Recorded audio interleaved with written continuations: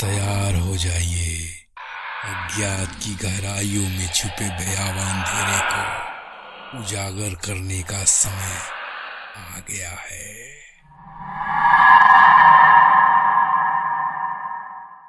जिस घटना का जिक्र मैं आपसे करने जा रहा हूँ वह घटना 17वीं सदी में घटित हुई थी, जिससे पता चलता है कि एक रूह न्यायालय में साक्षी देने के लिए शरेआम प्रकट हुई थी।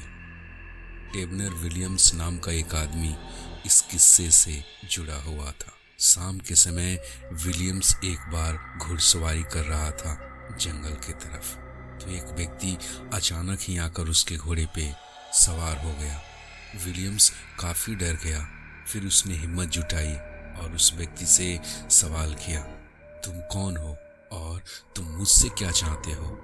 वह व्यक्ति काफी संजीदगी से बोला, अरे डरो नहीं, मेरा नाम डैक जेम्स है, लेकिन अब मैं जीवित नहीं हूँ। लेकिन मेरी विधवा जिसने दूसरी शादी की है वो उसे लगातार ठग रहा है।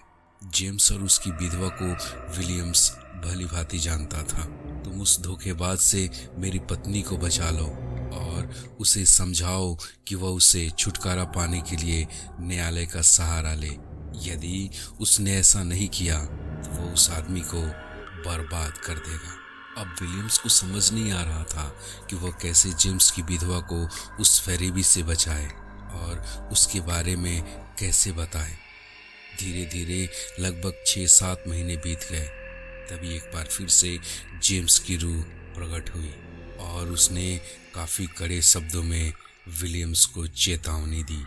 यदि इस बार उसने अपना वादा पूरा नहीं किया तो उसका परिणाम बहुत ही भयानक होगा, जो वो कभी सपने में नहीं सोचा था।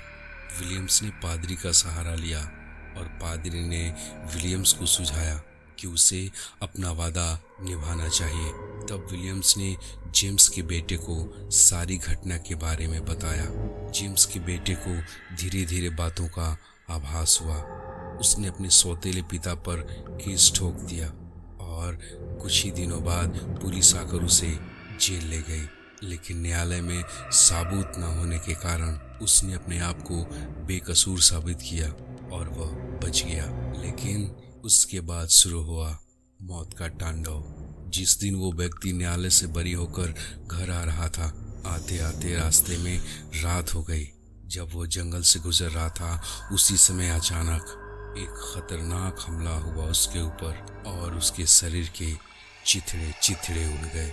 लोग कहते हैं कि उसके किए की सजा मिलनी ही थी।